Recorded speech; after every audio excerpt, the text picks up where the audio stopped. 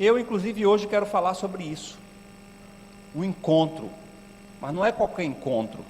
Nós já falamos do encontro de Jesus com a mulher que ofereceu um perfume a ele. Nós já falamos do encontro de Jesus com aquele jovem rico, completamente deformado das suas ideias, dos valores espirituais. E nós queremos falar sobre o grande encontro. Um encontro, qual é esse grande encontro? O encontro da igreja com o noivo. E aí nós passamos a ler capítulo 24 do Evangelho de Mateus. E eu quero te convidar a voltar para o texto de Mateus, a partir do capítulo 25.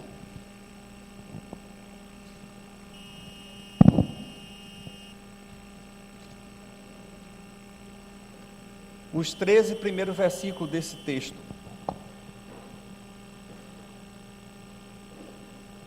Jesus vai falar sobre uma parábola conhecidíssima.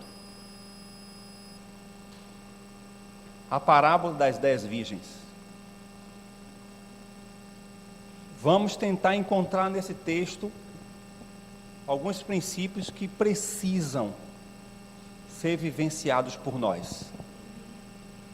E vai dizer assim um texto a partir do versículo 1 do capítulo 25. Então o reino dos céus será semelhante a 10 virgens. Se atentem para a realidade de que Jesus está falando sobre o reino dos céus. 10 virgens que, tomando as suas lâmpadas, saíram a encontrar-se com o noivo. 5 dentre elas eram nécias e 5 prudentes. As nécias, ao tomarem as suas lâmpadas, não levaram azeite consigo. No entanto, as prudentes, além das lâmpadas, levaram azeite nas vasilhas.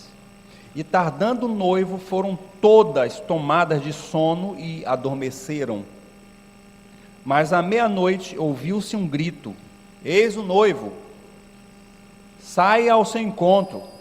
Então se levantaram todas aquelas virgens, prepararam as suas lâmpadas, e as nécias disseram às prudentes: dar-nos do vosso azeite, porque as nossas lâmpadas estão se apagando.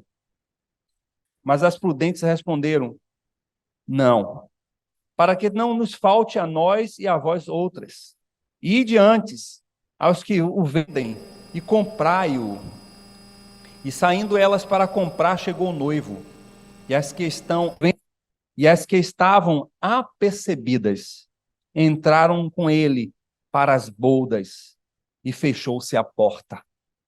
Mais tarde, chegaram as virgens nécias, clamando: Senhor, Senhor, abre-nos a porta. Mas ele respondeu: em verdade vos digo que não vos conheço. Vigiai, pois, porque não sabeis o dia nem a hora.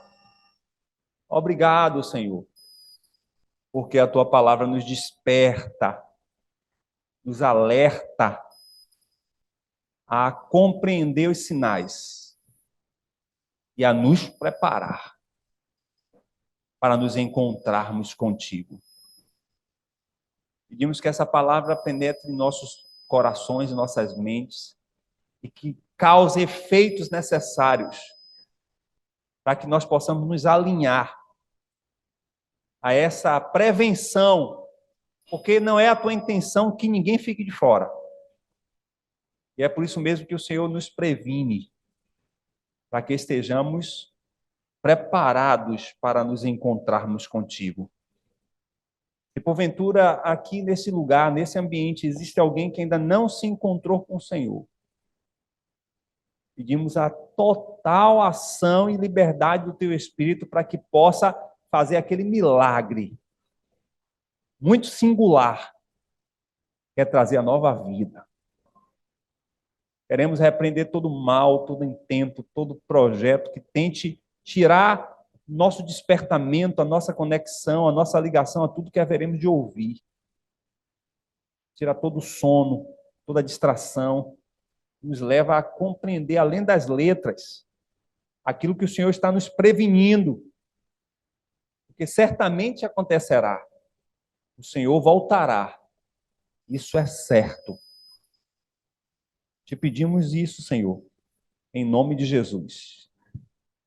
Há uma frase que eu já venho falando, e eu quero deixar o tema dessa mensagem, preparando-se para o grande encontro.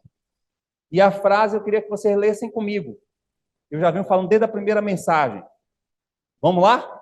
Todo encontro com Jesus produz inconformismo, transformação, salvação, edificação, crescimento e multiplicação. Uma dessas coisas acontece com aqueles que encontram com Cristo.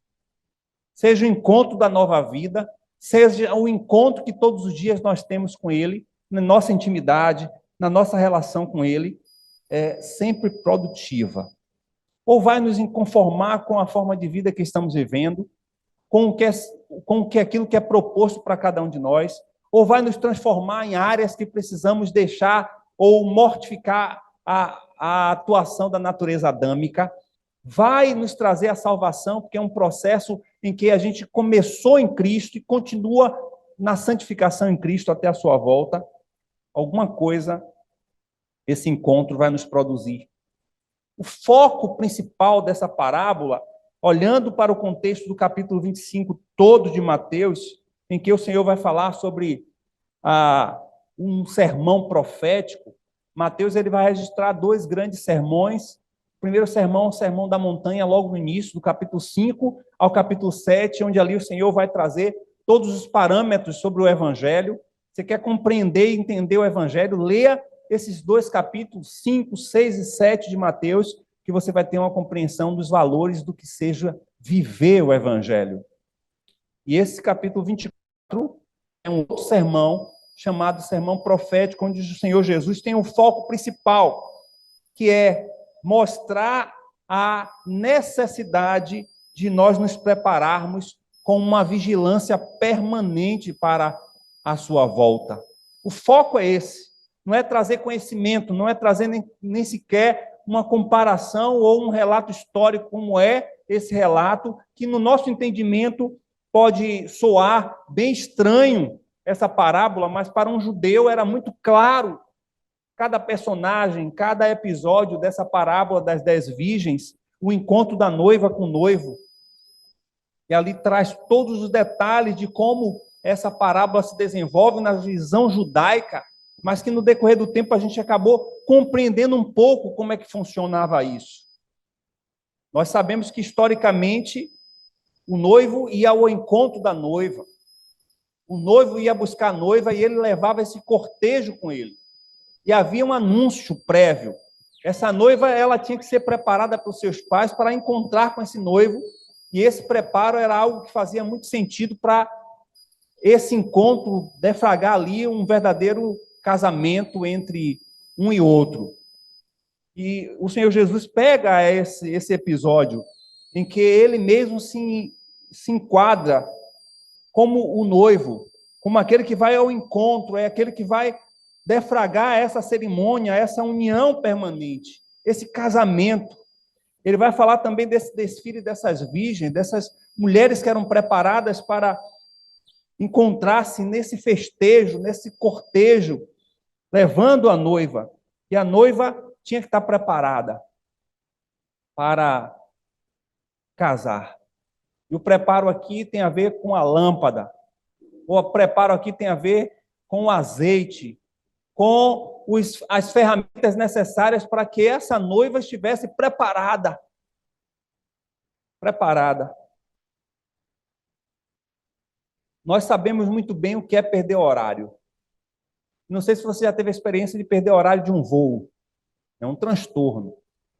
Você perder horário de um compromisso, de uma consulta ou de qualquer outra coisa, você fica completamente desapercebido do que de fato ocorreu. É como se fosse um descuidado para com aquele compromisso que você tem. E alguns desses compromissos que nós temos, que são extremamente rigorosos com o horário, principalmente um voo, você não chega no horário, você vai realmente perder aquela oportunidade de ser embarcado naquela aeronave. E ali o que se pesa, e é o que se pesa para a preparação e a vigilância de qualquer pessoa, é nós nos atentarmos para o que Jesus vai chamar a atenção nesse texto, das prudentes, no versículo 10, quando diz que as prudentes, elas estavam apercebidas. Eu diria que dentro desse texto, essa é a palavra-chave. Que as prudentes, elas não estavam descuidadas. Elas não estavam despreparadas. Mas que em todo tempo elas estavam ali buscando ferramentas, buscando meios para encontrar-se com o noivo. Eu relacionei algumas coisas aqui que eu acho interessante nesse texto, ao lembrar que nós precisamos também estar providos de todos os meios para percebermos que na vinda de Jesus nós precisamos estar preparados. Todos nós precisamos estar completamente atentos para essa realidade e não desprovidos ou despreparados para esse momento. Que o próprio Jesus vai dizer que ninguém sabe a hora nem o dia. Então, nós precisamos estar apercebidos, precisamos estar preparados, precisamos estar ligados em todos os sinais, porque embora não saibamos o dia e a hora, Jesus nos dá sinais. E aí é que está o problema. Esses sinais que são apresentados estão sendo muitas vezes desapercebidos. Alguém pode dizer, mas guerras sempre houveram. De fato. Terremotos sempre houve. Também é fato. Mas não na proporção que estamos. E isso é um sinal claro. E se você for ler com todos os detalhes, a partir do capítulo 24, capítulo 25 do Evangelho de Mateus, nós vamos ouvir, pelo Espírito Santo de Deus, nos lembrar que Jesus está trazendo sinais claros, sinais climáticos, sinais geopolíticos, sinais geossociais e todo tipo de sinais para que a gente possa estar como as prudentes, apercebidos de que a qualquer momento a coisa pode acontecer. Uma das principais coisas que eu ouvi, e creio que você também deve ter ouvido, e que é ainda um questionamento sem respostas, é como um país como Israel, de alta tecnologia, não esteve atento para um grupo terrorista que entra de diversas maneiras, de forma visível, sem ter nenhum tipo de contra-ataque. Eu ouvi alguns especialistas dizer que era a autossuficiência de Israel em achar que eles são poderosos em segurança. E acho que também esse é o grande problema da igreja. Achamos que estamos preparados para a vinda de Jesus e descansamos. Não nos atentamos para as coisas que estão acontecendo e levamos a vida com Deus de um padrão, de um estilo de viver tão comum, porque achamos que já estamos preparados. E não estamos. Como temos ouvido muita gente falar que não estava preparado para essa guerra. Foi pego de surpresa. Esse texto vai nos explicar algumas coisas. A primeira é que o reino futuro de Cristo é a morada eterna dos eleitos que perseveram até o fim. A primeira coisa que a gente vai levar em consideração é que Jesus está falando da parábola que tem a ver com o seu reino. Ele está dizendo que o reino dele é como se houvesse um casamento. E que, de fato, vai culminar esse reino com esse casamento. Porque Jesus já implantou o reino de Deus aqui. Mas ele precisa concluir esse reino. E a conclusão desse reino é essa explicação que ele está querendo dar, é quando se unir ele com a igreja. E por que ele é a igreja? Porque a igreja é a constituição de todas as pessoas. Sejam ricas, pobres, brasileiras, estrangeiras, a igreja são pessoas constituídas pelo selo do Espírito, que foram alcançadas pela graça do Senhor, e essa é a visão de Deus para com o seu reino, para com a sua família. Que seja uma família de filhos e filhas. Deus pensou nisso. E ele vai concluir esse projeto. E essa família de filhos e filhas é o que nós chamamos de Igreja de Cristo. E essa igreja, ela precisa Perseverar. Perseverar. Eu diria que esse é o primeiro ponto que Jesus está chamando a atenção. Chamando a atenção para que a igreja ela não perca o foco do reino dos céus.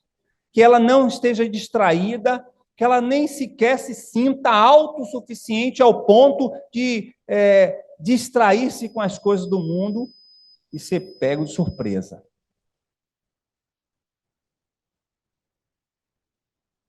É assim que Jesus está chamando a atenção, para que a gente possa, ao mesmo tempo, nessa perseverança, ter também a expectativa e a esperança de que ele vai voltar. Por que a gente fala isso? Por causa da demora. Jesus vai falar que aquelas 10 virgens, seja as prudentes e as nécias, viram que demorou, foram dormir. E eu acho que as pessoas também estão pensando assim. E vão, de forma bastante clara, vão ser cada dia mais vulneráveis, porque está achando que Jesus está demorando para voltar. E estamos de tal forma sendo distraídos que estamos perdendo o foco. Perseverança aqui não é apenas no sentido de você se manter ali firme, mas perseverança aqui também tem a expectativa de você estar sendo gerado por uma esperança de que nunca te faz morrer. Ou seja, eu quero crer que, embora que Jesus, eu até entenda e ache que esteja demorando, ele vai vir. E que eu preciso estar preparado. Jesus está dando foco nessa esperança não no dia, nem na hora, mas ele está levando em consideração que eu preciso me preparar para um momento. Nós não sabemos quando. A segunda coisa tem a ver com a primeira. É a forma inesperada dessa chegada desse noivo. Eu acho que, inclusive, aí está o grande problema dessa parábola. É que as noivas, ou, como diz algumas versões, as virgens, elas não estavam preparadas. Aí o próprio Jesus vai trazer para a gente algumas características de uma e da outra. Podemos olhar a partir do versículo 2 que tanto as nécias quanto as prudentes têm características semelhantes. Por exemplo, todos os dois grupos estavam com lâmpadas.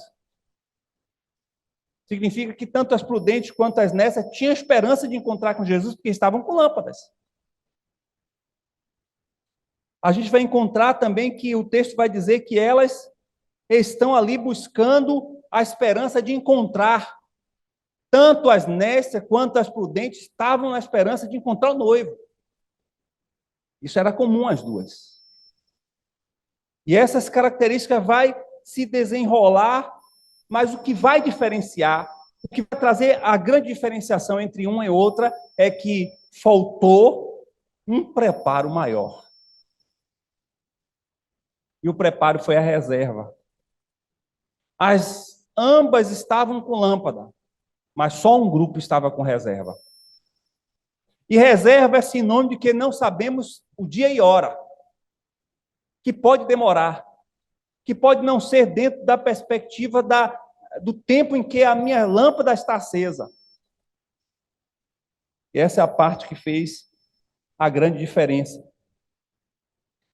Até a gente vai encontrar o fato de que ambas estavam cansadas de esperar. O texto vai falar no versículo 5 que, tardando o noivo, foram todas tomadas de sono e adormeceram. Ou seja, todos os dois grupos de noivas ali estavam também adormecidas, cansadas, e parece que isso é o que vai predominar nessa displicência que a demora trouxe para ambos os grupos, como se nós também, que temos esperança, que temos perspectiva, que estamos lutando, em algum momento a gente entra em um flash de displicência, mas na hora H a gente acorda. Na hora H a gente se desperta. A voz do noivo é a voz da sua palavra.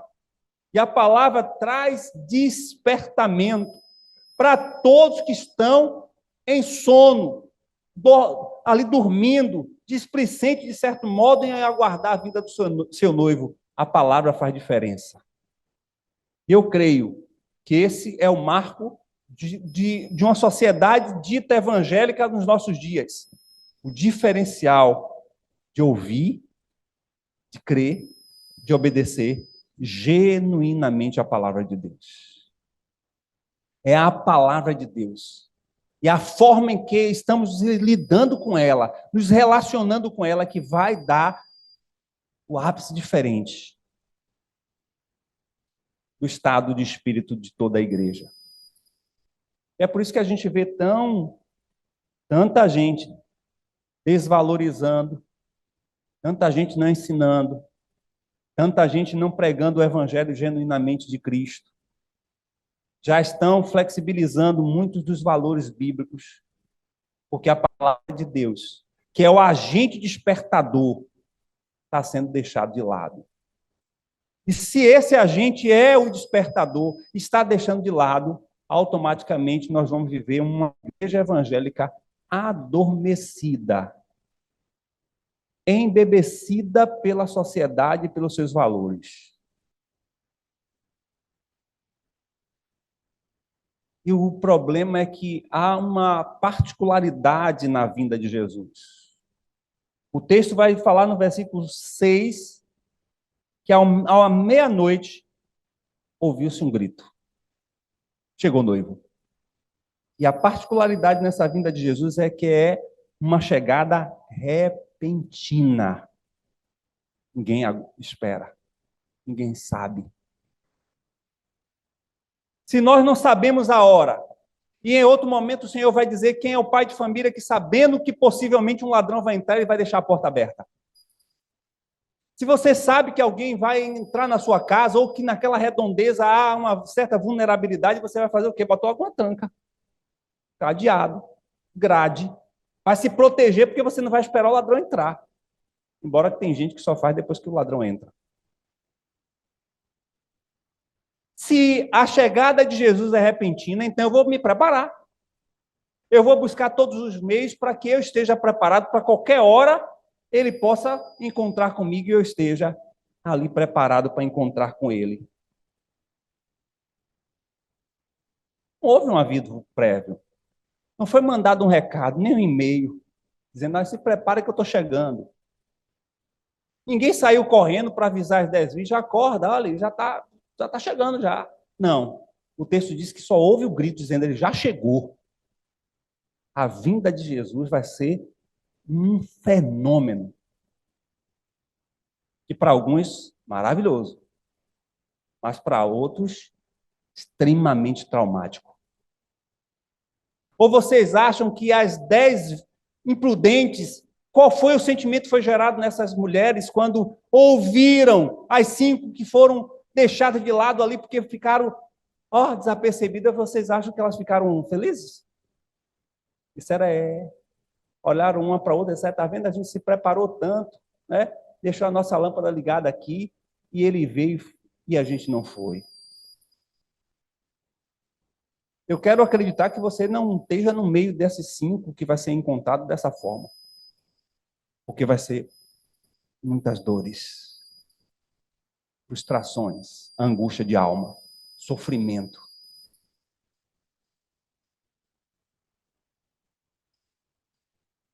Imagine que elas acordaram, já com esse grito no pé do ouvido, mas estavam totalmente despreparados e ainda querem prejudicar a outra, o outro grupo, querendo ainda o azeite do outro. E isso, na teologia clássica, nós chamamos de salvação individual, né? Não há como você garantir a salvação para o outro, por mais íntimo que seja, por mais próximo que seja, por mais laços emocionais sanguíneos que a gente possa tentar segurar a salvação para outro, mas o azeite e a lâmpada é individual. Aí saem aquelas doidas, tolas, me empresta aí um pouquinho aí. Ia faltar para os 2 grupos.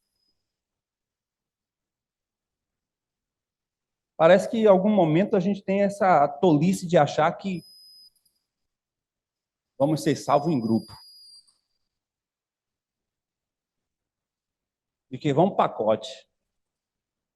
E por mais que eu seja meia boca de crente, pelo grupão ser predominantemente comprometido, eu estou no meio. Essa não, viu? Isso nos dá, assim, um alívio tão grande, irmãos. Principalmente quem lidera. Porque a gente cria todos os meios, todos os mecanismos, ou até falha em alguns deles, porque somos falhos. Mas a gente tenta, de uma forma ou de outra, despertar, instrumentalizar, ajudar, para que ninguém se perca. Mas mesmo assim, eu não sou responsável pela vida salvífica de ninguém. Nem da minha própria esposa e filha. Cada um vai prestar conta ao Senhor. E as nossas decisões serão também resultados daquilo que teremos como resposta. E isso dá um grande alívio. Porque não vai ter troca de azeite. Não vai ter compartilhamento de azeite. Porque a minha oração não vai salvar ninguém. Nada do que eu faça vai levar o outro a ser salvo. Portanto, você tem que se preparar. É um problema seu. O estilo de vida que você quer viver, a forma que você quer andar com Cristo, é algo que vai implicar na sua própria vida com Deus. A gente apenas busca. A gente orienta. Fala. Mas a decisão é sua. E aí vai o processo número 3, que seria de preparo. Acho que não passou mais. Passa aí, Zé, por favor. O texto, ele vai gastar mais tempo. Jesus vai falar com mais veemência sobre o preparo. Mais até do que o próprio encontro. Ele vai falar das ferramentas que são necessárias. E o mais interessante é que, se você observar essa parábola, Jesus chama a atenção para um tempo de preparo. Um tempo de preparo para que as 10 virgens estivessem todas preparadas para o casamento.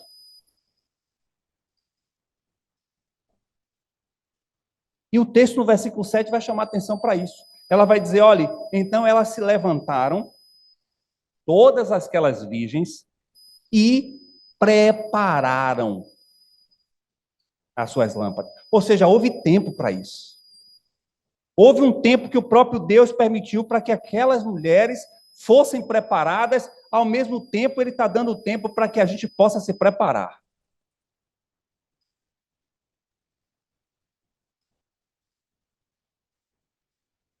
Elas estavam preparadas para iluminar o caminho do noivo. As lâmpadas iluminavam o caminho do noivo e sinalizava que era a escolhida. Ele estava vindo com um cortejo e ela ligava a luz como dissesse, o caminho aqui, ó, até a minha casa, o encontro comigo. E esse tempo, nós podemos dizer que é um tempo de preparação da comunhão da igreja com Cristo. Podemos dizer que esse tempo é o tempo da preparação da igreja com a sua palavra. Podemos dizer que esse tempo é o tempo em que a igreja também se torna cada dia mais pura, santificada, separada do mundo. Podemos dizer que esse tempo é o tempo preparado que o Senhor nos dá para que a gente possa estar o tempo todo se autoexaminando e percebendo o estilo de vida que estamos vivendo, se de fato está alinhado com a sua palavra ou se estamos buscando viver para agradar nós mesmos ou agradar a sociedade.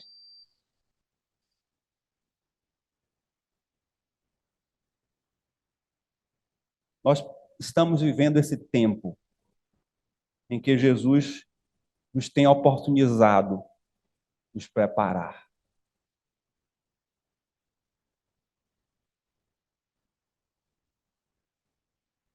E o mais interessante é que aqui a simbologia do óleo está extremamente ligada ao símbolo do Espírito Santo, que ele é a pessoa que habilita e instrumentaliza as noivas a se prepararem.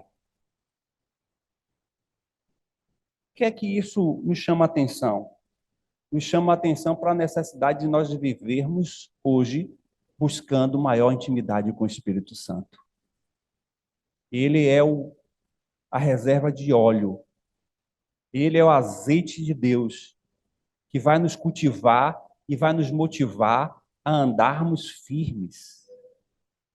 E olhar as circunstâncias e buscar mais a sua presença.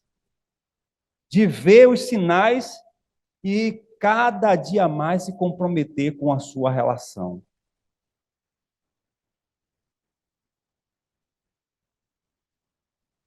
Nós precisamos aproveitar esse tempo que o Espírito Santo tem nos dado para nos moldar, para nos tratar, para mexer conosco, como uma noiva que vai ter o seu dia de noiva, para se preparar, para se maquiar. Assim também o Espírito Santo de Deus está agindo hoje.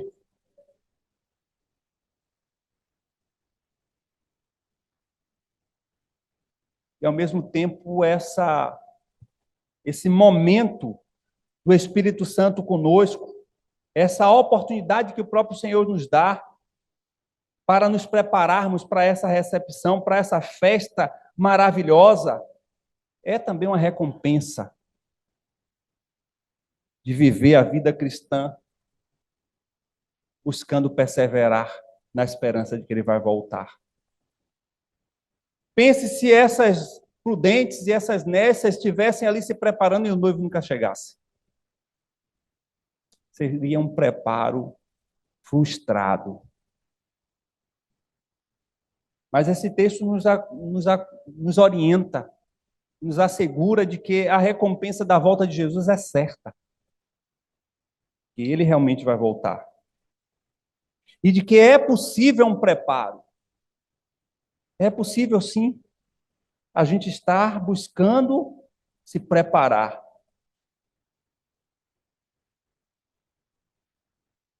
Se atentando para os sinais. Buscando viver um relacionamento íntimo com o Senhor.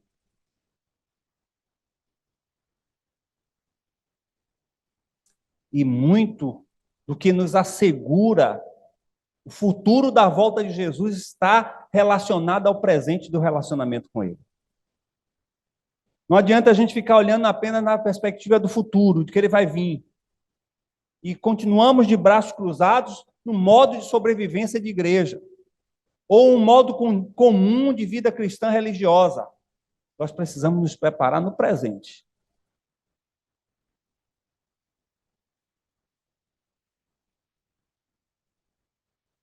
E as consequências de viver uma vida, irmãos, descuidada de relacionamento com o Senhor hoje, no presente, vai ser um agente comprometedor no futuro.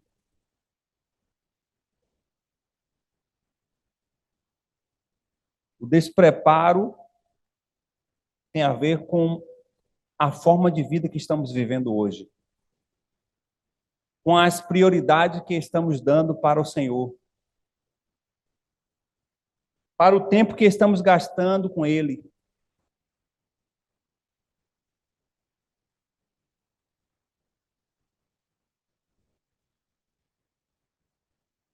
Quero ressaltar o fato de que essa perseverança não é a condição de salvação. Não é por você estar na esperança de que Jesus vai voltar que a salvação está por isso. Mas está relacionado à evidência de que você é salvo em Cristo. Se você é salvo em Cristo, se você tem a Cristo Jesus como Senhor e Salvador da sua vida, você vai evidenciar essa esperança no seu estilo de vida, nas suas prioridades, no seu tempo, em tudo que você vai empreender para hoje preparar para a vinda dele no futuro. O futuro que pode ser iminente, pode ser já. que pode ser hoje, que pode ser a qualquer momento desse dia, e que eu preciso me preparar. Não sei se vocês se atentaram aí para o versículo 11, versículo 12, de que a porta da festa vai fechar. Parece que é um circuito de tempo. Parece que o Senhor está querendo dizer, ó, não que você vai perder a salvação, mas porque há um tempo definido em que eu vou fechar a porta da esperança.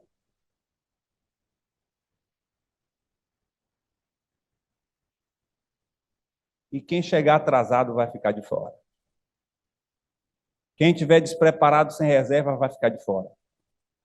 Quem continuar sonolento sem acordar com um grito, vai ficar de fora.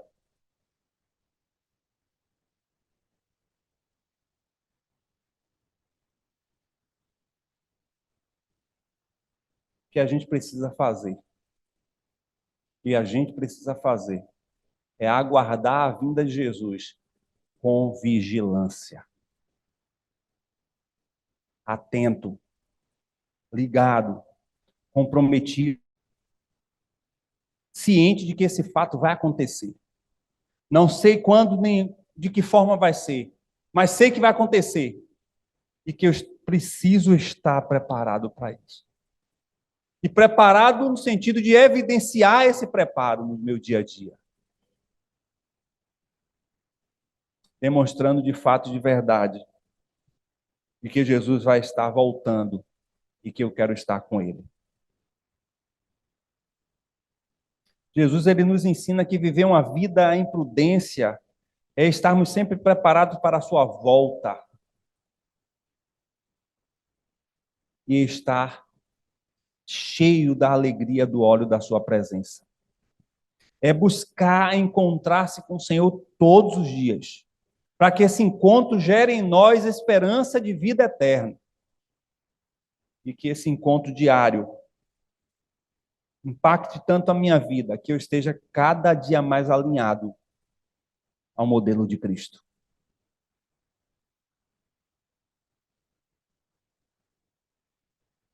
Eu não sei o que você está fazendo da sua vida.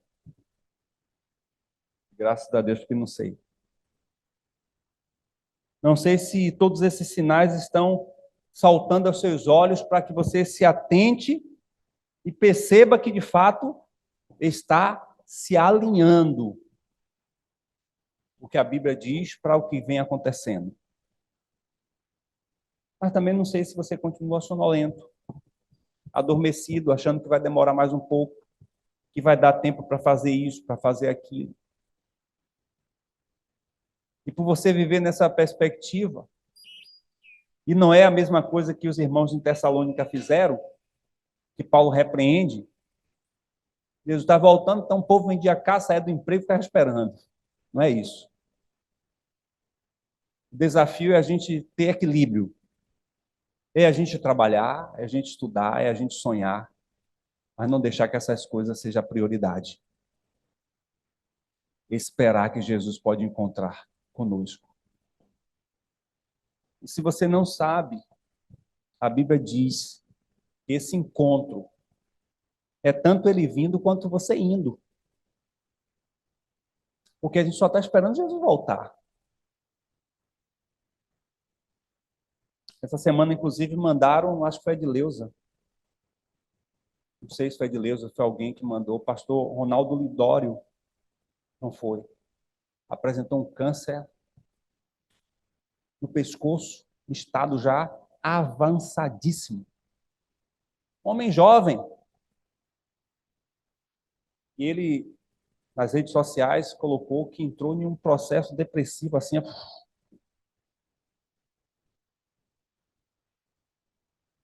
Tem que estar preparado também para você morrer.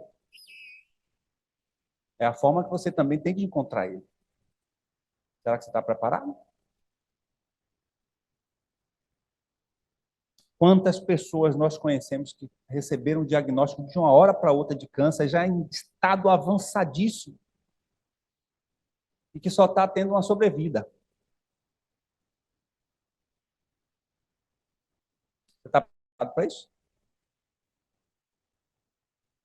Para receber um diagnóstico desse? E eu ouvi o médico falar, você só tem 2 meses, 3 meses de vida? E é nesses 2 meses que você vai se preparar para encontrar com Jesus, é? Ou você já começa já?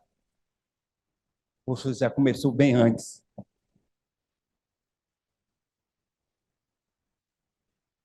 Você precisa sair daqui atento de que não sei qual a hora. Nem se você vai encontrar com Jesus, mas você precisa sair daqui ciente de que você foi despertado. Que foi dito. O Espírito Santo já gritou, dizendo, já vem o noivo. E se você estiver ligado, como diz o jargão popular, você vai acordar. Vai preparar a sua lâmpada. Vai pegar a sua reserva. Ou então você vai continuar sonolento. Dizendo, não, esses negócios que está acontecendo aí, que a pandemia que foi nada, foi manipulação dos chineses. Ah, que nessa guerra que está tendo aí de Hamas e Israel é guerra religiosa. Não tem nada a ver com Deus, não. E vai continuar sonolento. Você corre um grande risco, de quando você acordar, a porta já vai estar fechada.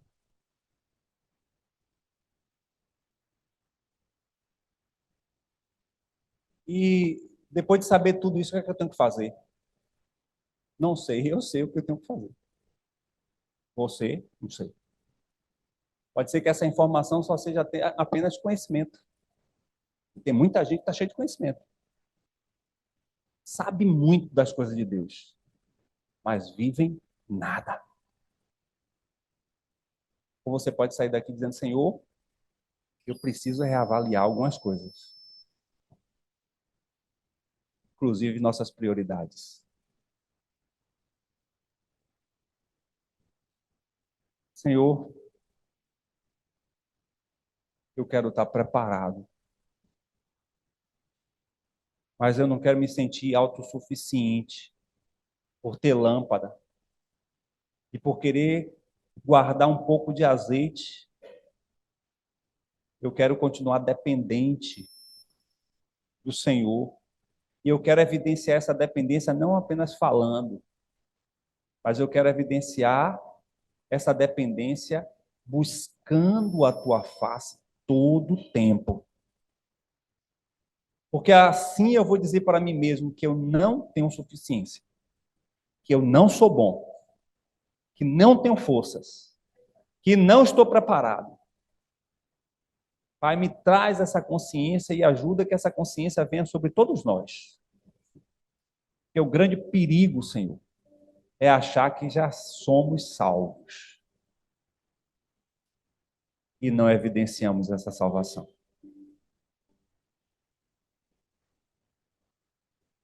Nos ajuda a estar preparado. Senhor, a gente não sabe a hora que o Senhor vai vir. A gente só sabe que o Senhor vai vir. Nos ajuda, Senhor, a estar apercebidos, atentos a tudo que está acontecendo.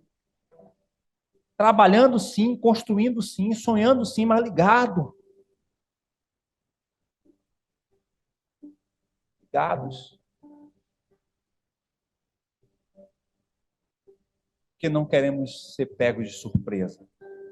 Queremos te agradecer por esse tempo que o Senhor tem nos dado para nos prepararmos. E a tua palavra diz que o Senhor iria subir para preparar o lugar, voltaria, mas não nos deixaria só. O Senhor mandaria o Espírito Santo, que é o Consolador. Ele prepara a gente. Ele é o azeite de reserva. Me ajuda a buscar a presença desse Espírito. Ele que haveria de lembrar e ensinar todas as coisas que o Senhor deixou em sua palavra. Senhor, me ajuda a depender desse Espírito, a buscá-lo, a ser ensinado, lembrado em sua palavra por Ele, familiarizado com a relação de profundidade. Senhor, permita que esse Espírito haja dentro de mim, tratando, matando essa ação adâmica que ainda está dentro de mim, buscando de uma forma ou de outra a soberania, o senhorio. Me molda, Senhor, e os meus irmãos. Nos dá um olhar, Senhor, para esse tempo que se chama hoje, em que precisamos estar muito mais focados no Senhor do que nas circunstâncias, principalmente nas circunstâncias até eclesiásticas. Porque muitas circunstâncias do convívio, da relação enquanto igreja, muitas vezes até nos desestimula. Mas nem isso é o nosso foco. O foco precisa ser o Senhor.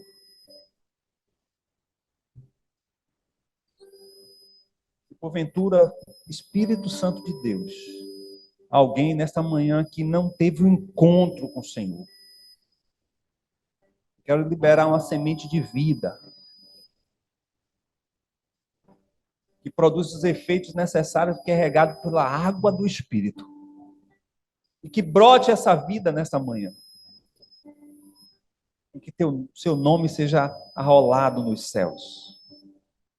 Pai, se porventura também chegamos até aqui com alguns irmãos que estão caminhando, o foco está desfocado do Senhor. Estamos presos pelas circunstâncias, pelas adversidades, ou até mesmo envolvidos com o nosso próprio sonho de vida. Temos um nome que queremos ser evidenciado. Senhor, essa manhã é manhã de conversão, de mudança de vida, transformação. Eu sei que o evangelho que está sendo apresentado aí não é evangelho de cruz. Tem sido um evangelho facilitado. Como ouvimos na quinta-feira o teu servo falar sobre a comercialização da fé. Senhor, estamos fugindo do original. E pior, estamos falsificando o que deveria ser genuíno. Em nome da popularidade. Em função do número. Mas eu sei que são poucos os que serão salvos. E sei porque a tua palavra diz isso. Muitos são chamados, mas poucos escolhidos. Eu quero ser escolhido. Me ajuda a perseverar, Senhor. A não perder essa esperança que o Senhor vai voltar.